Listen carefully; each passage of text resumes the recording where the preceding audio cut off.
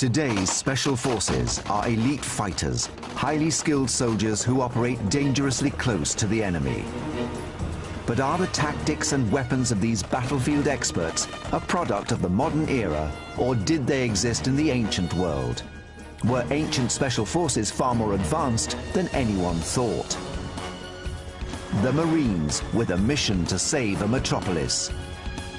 The jungle weapon that turned the tide of war. The canine force of the Roman army. The sharpest sword ever forged. And body armor astonishingly made of silk and offering protection in battle. Discovering the mysteries of the ancient special forces.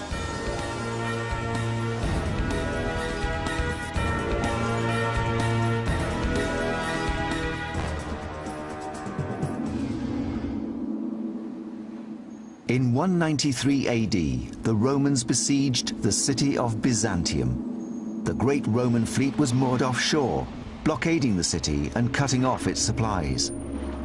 Then one day, as if sailed by ghosts, the entire fleet moved towards the shore and closer to the enemy's territory. The sails were down and no one was rowing. What was happening? In 190 AD, the Roman Empire was at its peak. It occupied over 1.5 million square miles from the Atlantic to the deserts of Arabia. But it was a divided empire. This is the time in the Roman Empire when there are a lot of power struggles and it's not clear who's going to have the upper hand. Forces loyal to the emperor-in-waiting, Septimus Severus, had blockaded rebel troops in the city of Byzantium, on the site of Istanbul in modern-day Turkey. The Byzantines hold out. They hold out for nearly 3 years, and they're absolutely terrible accounts of what conditions were like in the city as they were besieged. They talk about them wetting leather bags and chewing on them to try to stay alive, of using women's hair to weave, to make new clothes, to make ropes, drinking the most rank and foul water. Inside the walls of Byzantium, 30,000 people faced starvation and death. They sought to break the blockade with an attack that would take the Romans completely by surprise. They intended to steal the ships that were holding them hostage. Source documents describe the bold plan.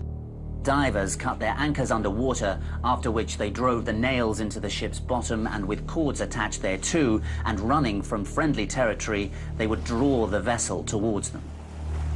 Hence, one might see the ships approaching shore by themselves, with no oarsmen nor wind to urge them forward. The secret? The ships were stolen by underwater commandos, the ancient equivalent of today's Marines. The mission was highly dangerous. The warship was the most expensive and technologically advanced weapon system in the entire ancient world. The ships would have had round-the-clock security, comprised of vigilant lookouts. This would have been the ancient equivalent of the high security surrounding 21st century warships. The task of stealing the ships without being seen meant that the ancient commandos had to remain undetected for the whole time.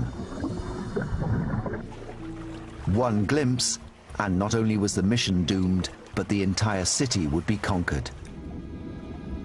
But how did the ancient divers remain unobserved beneath the sea, hundreds of years before the invention of underwater breathing technology? The Byzantine divers must have accomplished the feat on a single breath of air. But how did they do it? At the Royal Lifeboat College on the south coast of England, Ancient Discoveries is investigating the techniques and training the Byzantine divers must have used for their underwater mission. Mark Harris is a British champion in a discipline known as freediving. Freedivers are like the underwater special forces of the ancient world. Today we've got things like frogmen who use rebreathers, but in those days, of course, they didn't have that equipment. They just had the ability to hold their breath. The advantage of having a freediver unit within a navy would really be the invisibility factor of being able to swim distances underwater and not be seen from the surface. A 6-foot section of a replica Roman hull has been rigged to a scaffold and lowered into a tank. Mark will test how long he can remain underwater on a single lungful of air. He will also assess how much work he can get done using only Byzantine underwater tools and a weight. This device is called a Scandalopetra and was used by the ancient freedivers to descend and provided them with the negative buoyancy that they needed to get there. Mark will have to combine his freediving skills with those of a military frogman. He must cut loose the ship's anchor and attach a rope to the Roman hull. I think my most challenging task actually is going to be trying to attach this plate onto the side of the hull. The hulls of ships are built to be as smooth as possible to allow them to glide drag-free through the ocean. The ancient commandos would have had to attach a plate to the hull before even attempting to tie on the ropes. I've got 4 nails to drive in, and I think that's going to be quite a tricky job to do. I think with the frogmen, the chances are that they knew that they were putting themselves in a very dangerous situation, and I think there would have been a very high mortality rate. In doing their tasks, they would certainly have been expending a lot of oxygen and had a very high chance of not making it back to the surface. The test is a first. Mark briefs his safety and rescue team. Can I have everyone's attention, please? There is a risk of me having a hypoxic blackout. Now, if that happens, what I need you to do is to get me to the surface as quickly as possible. Grab me from underneath like so, and then secure my chin and hold the back of my neck, and then just bring me right up to the surface. If I'm not conscious within 30 seconds, then we'll ask this Dave here to get involved, and he'll know what to do at that stage. Mark must first prepare his body for the dive with breathing exercises. Really, when I'm breathing up, the main thing is that I'm just oxygenating my blood cells, I'm lowering my heart rate, and I'm getting something else called the mammalian dive reflex. Mark is optimizing the amount of oxygenated red blood cells in his body. It's likely that the ancient divers of Byzantium may have conditioned their bodies in exactly the same way. Blood that's in your arms and legs gets channeled into the core of your body, and also my spleen will start to release more blood cells as well, so I get a good circulation of blood going between my lungs, heart and brain, which is where it's all needed.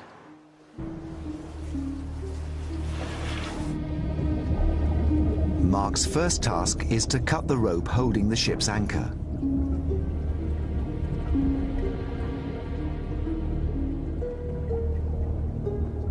After 30 seconds below, he's ready for his main challenge, attaching the plate that will hold the rope. To replicate the ancient diver's experience, Mark must continue the next stage using the same breath. Without exertion, Mark can hold his breath underwater for over 6 minutes. But physical effort generates carbon dioxide in the bloodstream, and this could reduce the time he can hold his breath by over half. He has now been underwater for 2.5 minutes, pushing his respiratory system to the limit and creating the risk of a shallow water blackout. By now, the ancient diver's lungs would have been extremely painful, yet they needed to continue work, as coming to the surface would have risked being spotted. There are a lot of dangers associated with free diving, and the most significant is that of shallow water blackout, which occurs usually as the free diver is ascending to the surface. Now, on the way up, the lungs expand because as gases have less pressure exerted upon them, they occupy more space.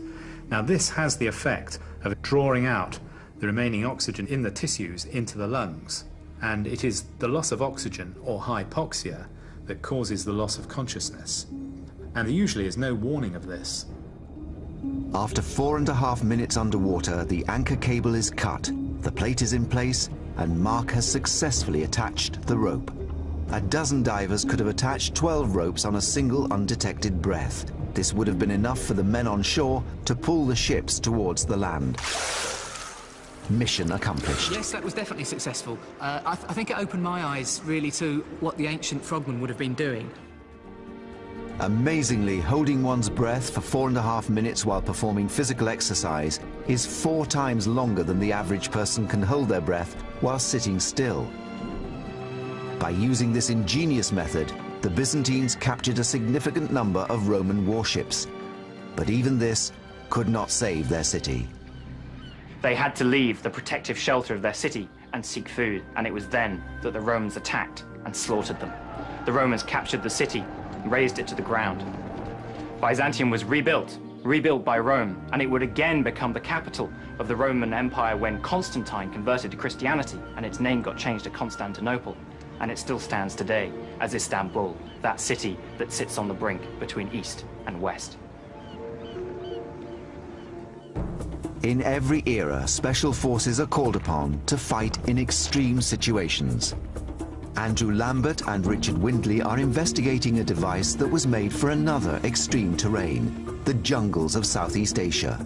This specialist weapon saved an entire empire from total destruction. The jungle can be cramped and claustrophobic. There's no room to maneuver heavy infantry or large assault weapons through dense undergrowth and around massive tree trunks. Jungle warfare calls for stealth, silence, special weapons, and forces. You need special training, you need special equipment, you need special experience to fight effectively in the jungle. There is limited evidence from ancient Asia of a mysterious jungle superweapon, one that would allow special forces to operate in silence in the dense tropical undergrowth. Between the 9th and 15th centuries, the Khmer Empire ruled over great swathes of Southeast Asia. And its capital, Angkor, the largest city of the ancient world, covered 1,150 square miles, roughly the size of present-day Los Angeles. It was an ancient superpower. But in the 12th century, the Khmer Empire was nearly destroyed. A small rival kingdom, the Champa from present-day Vietnam, was growing in strength. Armed by the technologically advanced Chinese to the north, they marched into Khmer territory.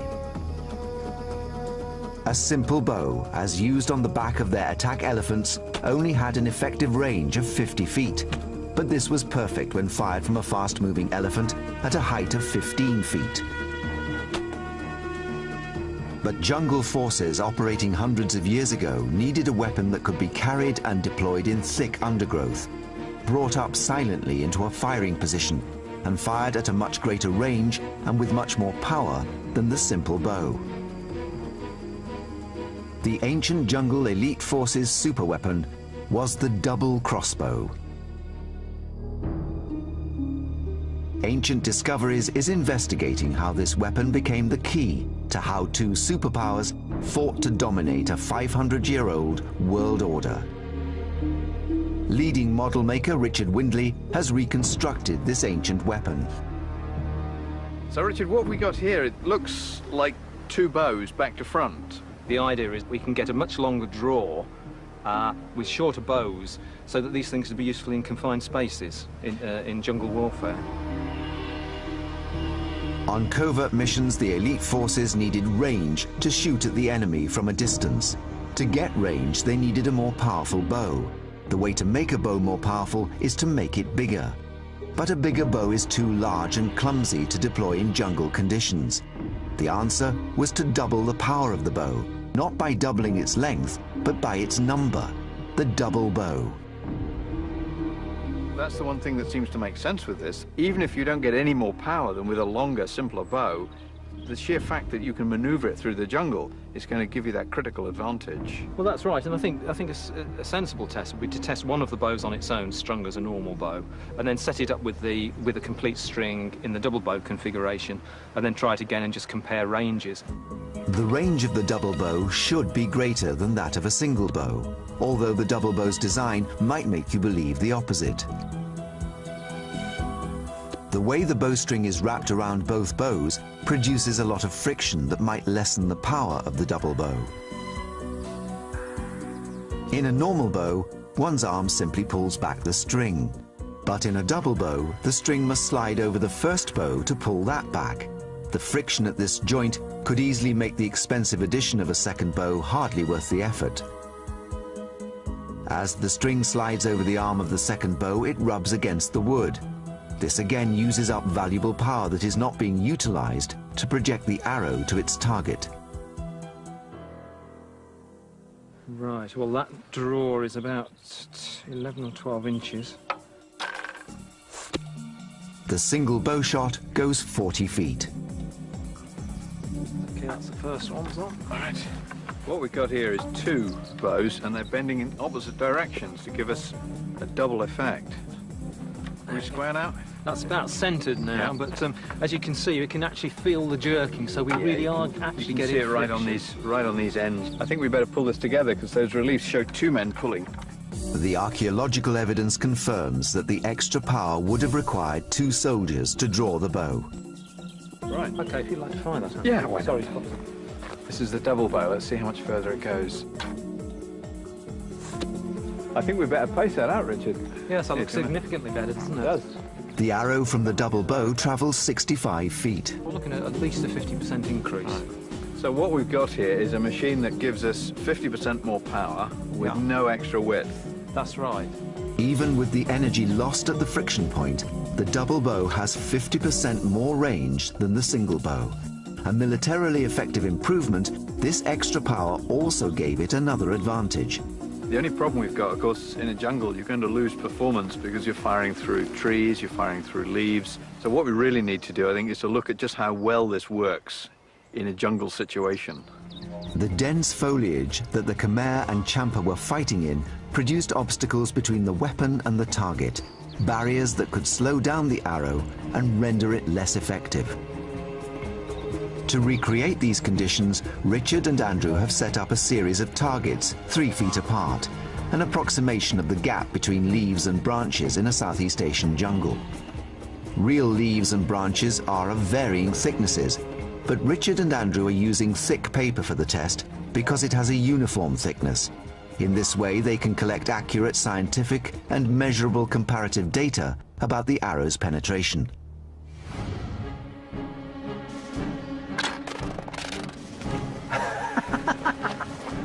That was fantastic. The ripples we went through.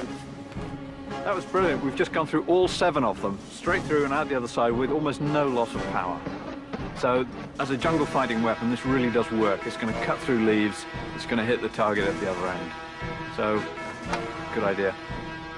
To everyone's surprise, the bolt flies through every layer with insignificant loss of power. The tests have revealed why the double bow was so effective in the jungle. It achieved 50% more power and range than a single bow, without any addition to its length. It was silent. It could punch through leaves, and it could send its deadly arrow into a distant enemy target in a similar way to modern elite snipers operating in jungles today. With the new Chinese technology, the Champas gained a tactical advantage. They fought all the way into the Khmer capital and killed their king. But the mystery deepens. In spite of this elite weapon, we know the Khmer Empire defeated the Champa uprisings and thrived for another 200 years. Did the double bow have a beatable weakness, a mechanical flaw? The Khmer are one of the more intangible, tantalizing mysteries of history. This is a people who haven't left us any great written record. They've left us visuals, they've left us some enormous temple buildings with elaborate carved images on. These ancient temple reliefs at Angkor Thom depict the Khmer and Champa forces going into battle. They hold the secret. And on those temple stelae, we see some very interesting things. They changed their weapons technology during the building of the temples, during the war. And one of the things they introduce is a double bow. This suggests that the Khmer beat the Champa with their own weapon. What we know is that the Chinese sent this technology to the Champa, but Champa deserters carried it to the Khmer. And the Khmer then made a point of celebrating this technology on their temple walls and celebrating the fact that it was Champa deserters who'd brought it over. The Khmer obtained enemy technology and turned it against the Champa, and so saved their empire. A short distance across the ocean from Cambodia lies the island nation of Japan. In the 13th century AD, Japanese military engineers also used an amazing piece of weapons technology to save their nation from annihilation. a weapon that is still famous today for being the sharpest and most deadly blade ever made, the fabled samurai sword.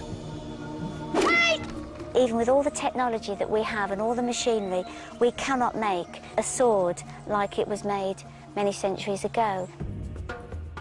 The sword was made with ingenuity and incredible craftsmanship. In 1281, the great Mongol leader Kublai Khan sent a force from China of 4,000 ships and 200,000 men to invade Japan. The largest fleets ever put together in the medieval world were those that Kublai Khan produced for his invasions of Japan in 1274 and 1281. This was probably the largest naval flotilla ever assembled prior to D-Day. The Mongol raids into Japan in the 13th century are chronicled on a set of manuscripts known as the Moko Shurai Ekotoba. Before this campaign, typical Japanese battles were fought between individual champions and generals, but the Mongols were a tribal equestrian people, and they attacked in mass groups. Up until this point, simple Japanese swords had been made of a single piece of iron hammered into a sharp blade. There was a trade-off between hard and sharp blades made of steel that could cut through Mongol armor but broke easily, and softer, more flexible blades made of iron. Although the iron blades did not break as often, they could not penetrate the stiff, lacquered leather protection worn by the Mongols. The Japanese desperately needed a new technology, a special weapon that would complement the samurai reputation of being an elite special force. The nation stood on the brink of disaster. And that was about the time when the first true swordsmith found a way to make a sword that could be very strong to cut through, but soft and flexible and fast at the same time. And that person was called Masamune. Masamune created the hardest, toughest, and sharpest swords the world has ever seen. Faye is one of the highest-ranking female martial artists and swordswomen in the world. She is an advanced practitioner of Aido, the art of drawing the sword, and Tameshigiri, the art of cutting with it.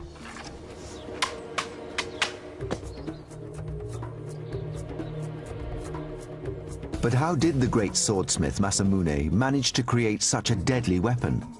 His genius was in combining the properties of hard and sharp with tough and flexible. The fabulous thing about Japanese swords is the way in which they combine iron and steel together. The steel is important because it's the hardenable component. You can get a great deal of hardness on that edge, but if you harden too much, then the sword will become brittle. What was Masamune's secret?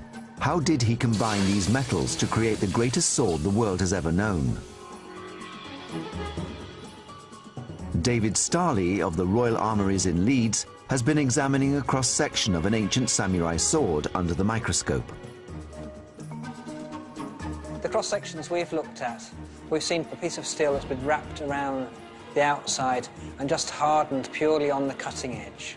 The sword has clearly been quenched very effectively to give hardnesses equivalent to a modern razor. The iron is impossible to over-harden, therefore the blade remains tough, as well as having the hard cutting edge. The secret was in the tempering, heating a metal and then cooling it. Tempering defines whether ferrous metal becomes iron or steel. Blades were covered with a lost secret formula of clays and charcoals of differing thicknesses, thinner at the sharp end and thicker at the spine. The clay coating acted as an insulator, so that the heating and cooling rate changed along the length of the blade. By doing this and hammering out any air bubbles that could weaken the metal, swordsmiths could actually create the two different metals with their different properties in the same blade. It was this stroke of genius that created the incredible samurai sword, the elite special weapon that allowed the samurai to repel the Mongol invaders. The sword would go on to define their status as an elite force for the next 300 years and became the most legendary and deadly sword in the history of warfare. But the secrets of some ancient weapons can remain a mystery, even today. In ancient Rome, there's evidence that the army used dogs in war. But what was their training and how were they deployed? Ancient Discoveries is investigating the secrets of how elite Roman units might have unleashed their dogs of war.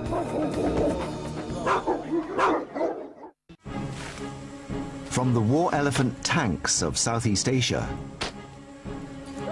to the heavily armored troops charging on horseback across the medieval battlefield, all armies across history have employed animals in war. But a mystery endures about the ancient wartime use of the most popular domestic animal in the world, the dog.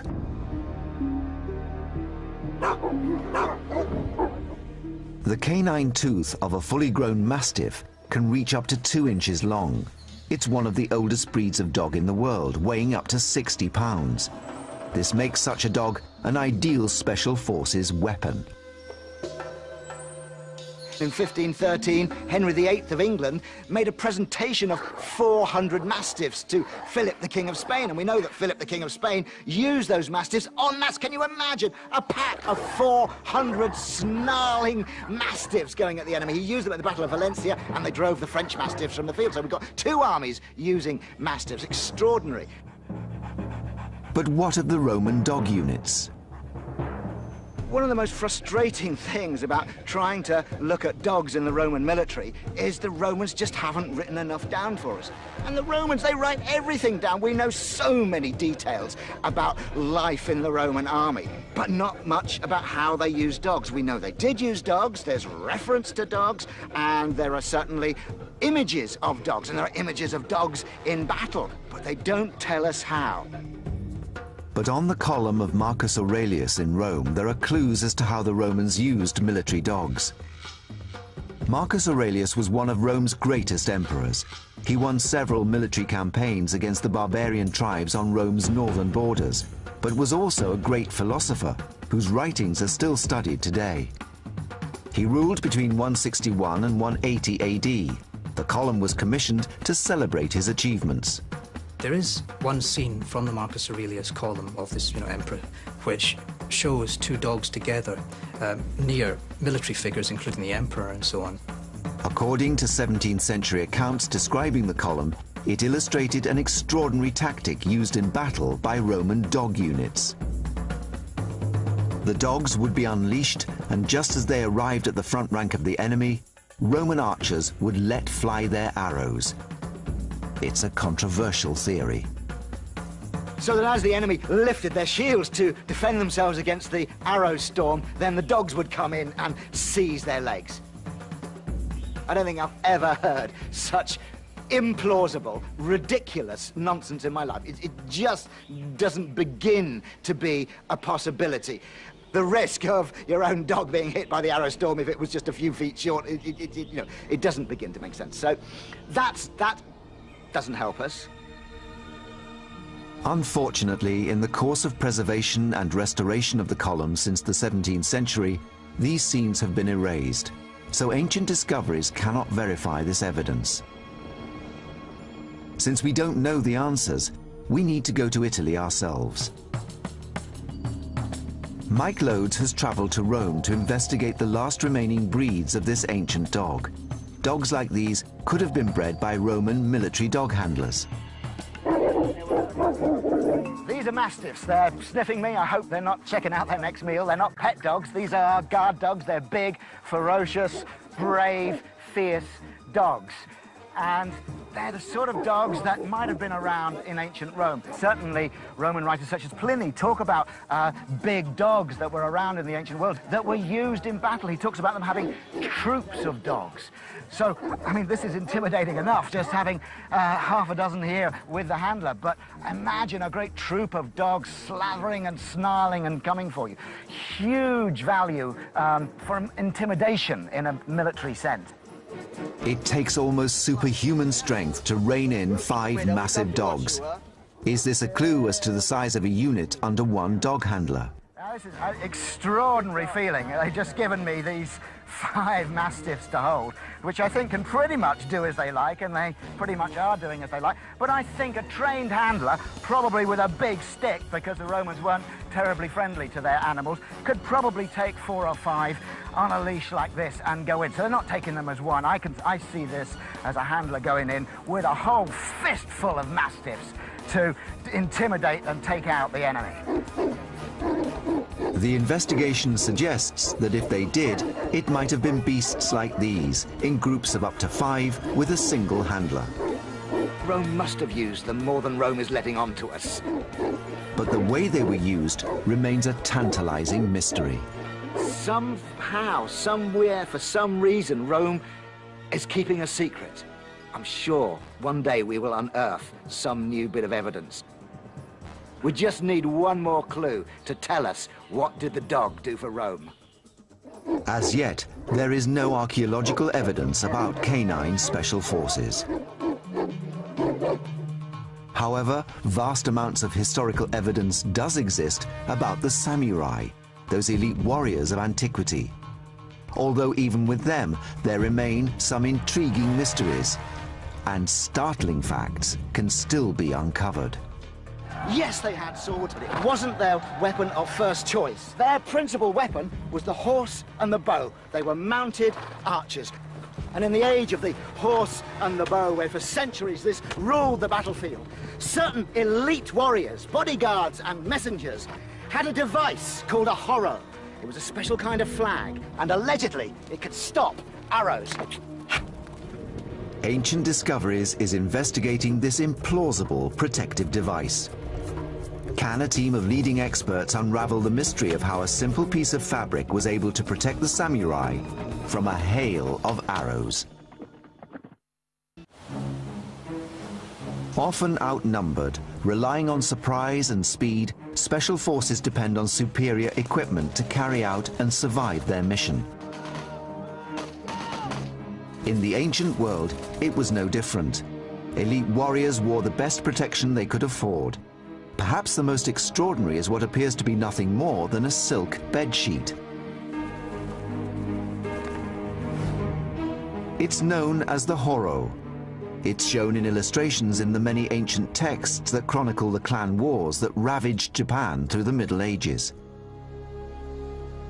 At the beginning of the 12th century, the Minamoto and Taira families struggled to dominate Japan. Over 5 years, they clashed in a series of battles known as the Genpei Wars. A screen depicting the Battle of Ichinotani shows some Minamoto samurai wearing the horo. The horo was a cape worn by elite troops and decorated with emblems to indicate status or allegiance. But a mysterious secondary use is indicated by its translated name in English, arrow catcher or arrow entangler. In its time, the arrow was the deadliest distance weapon on the battlefield. The elaborate dress of commanders and elite troops made them distinctive targets. In terms of sort of application, arrows and bullets fill the same niche in warfare, but in terms of the sort of materials that you might use to stop them, they're slightly different. Armor to protect against arrows was generally made of a hard, impenetrable material like metal or lacquered leather. So how could a piece of silk tied on with string give anywhere near the same level of protection? 3D analyst James Dean is investigating the physics of how a simple piece of cloth might stop a deadly arrow moving at over 80 miles per hour. And as the samurai is riding along, this layer of silk is billowing out behind him. And if we look at the fine structure of the silk, we can see that it's very fine weave, which has 2 advantages. One, it's a very soft material, which means that the material will envelop the arrow. And secondly, it means that it's the tight weave prevents air getting through it. So it means that when we try and move it, it's creating a lot of drag and it's trying to resist that movement. And if we go back to the wider view, we can see what happens when we release an arrow into the structure. And if it goes in there, then as soon as we make contact here, we can see that the fabric is deforming and it's completely enveloped the arrow. And instead of just the tip of the arrow creating a very sharp contact point, here we can see that there's lots of points of contact. The material is completely wrapped around the head of the arrow, and the shaft and flights are also causing drag. And this means that the arrow and all of its kinetic energy are now trying to drag the material along with it.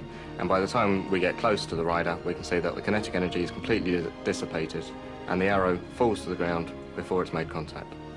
But did the masters of the battlefield trust their lives to this theory?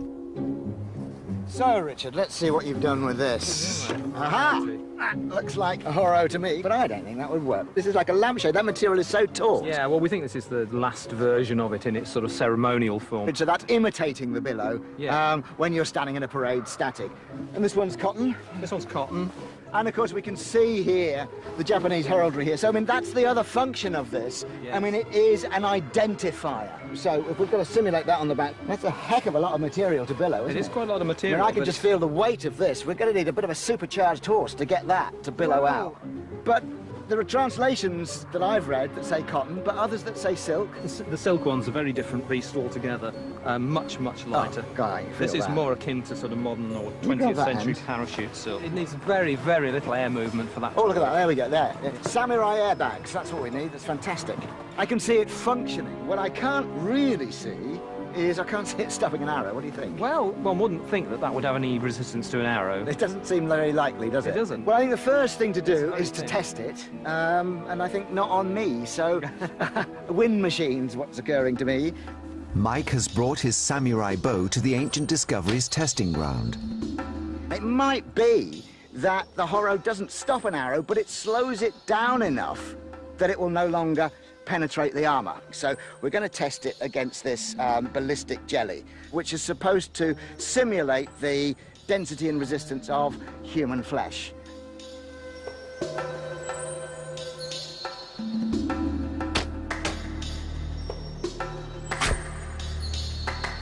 at this. That really does seem to have gone in quite... Oh, look at that. Really quite a long way. So that's a killing wound.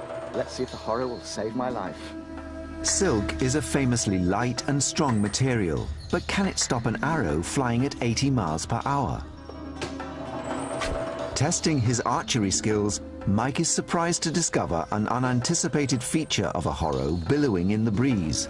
But if you look at it now, it's sort of dancing.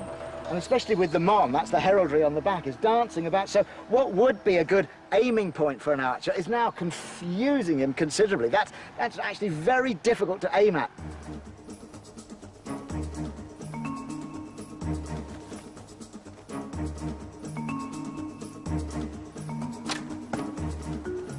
That's amazing!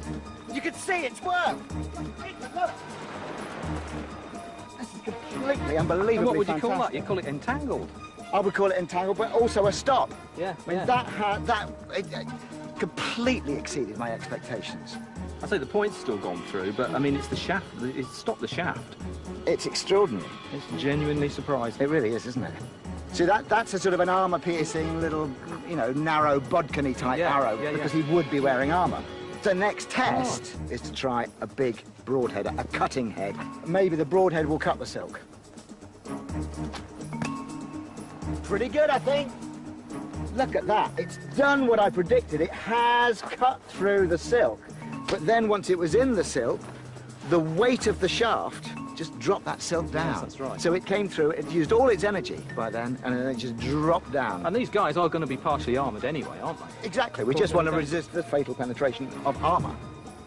An ancient warrior fleeing for his life would have been lucky to have had only one arrow to contend with.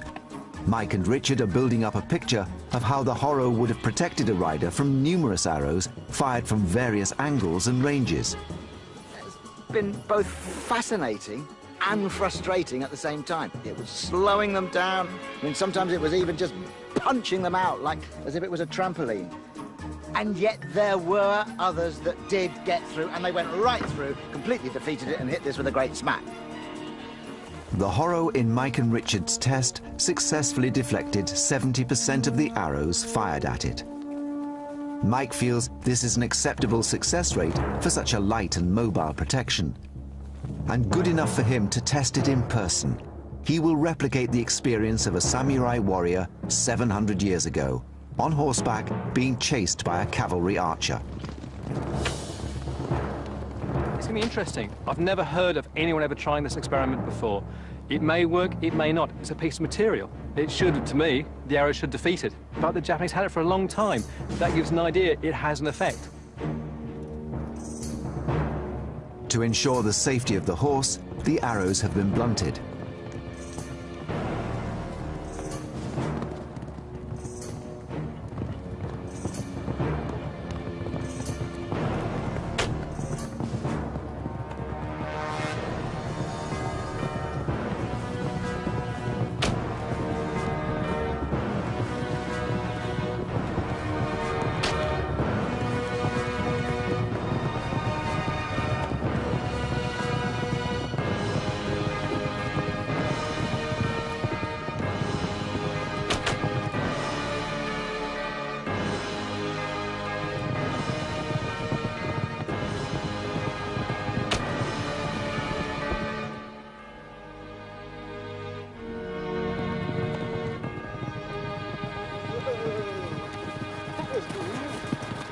That was great! Good shot, good shooting. So we've established the principle works. We've tested it on the wind machine. We can see that unless it's at extreme close range, it works. And now we've tested it on horseback, and I could feel it, I could hear it pop, I could sense it was saving me. I could feel it working. So I would feel quite secure with that, although, as you say, it's a big target, which is slightly counterintuitive for something that's to protect you. It's actually announcing this great target, but that's so much in Japanese culture. But I mean, they would wear banners and standards on their backs, so they were really big into announcing who they were, and this does that. Yeah. But the important thing is, we've found a principle that works. The samurai were equipped with superlative weapons and ingenious protection. They were trained in mind and body. They were daring and courageous. They were the special forces of their day. The combat divers of Byzantium, the jungle archers of the Khmer, the war dogs of Rome, and the samurai of Japan were the titans of elite warfare. Operating in small, close-knit, highly trained units, their effectiveness was out of proportion to their numbers. Ancient discoveries has revealed how the special forces of the ancient world, like their modern-day counterparts, depended on exhaustive training, both mental and physical, and equipment that tested the limits of both ingenuity and craftsmanship.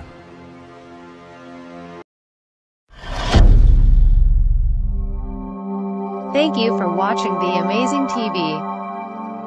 Don't forget to subscribe.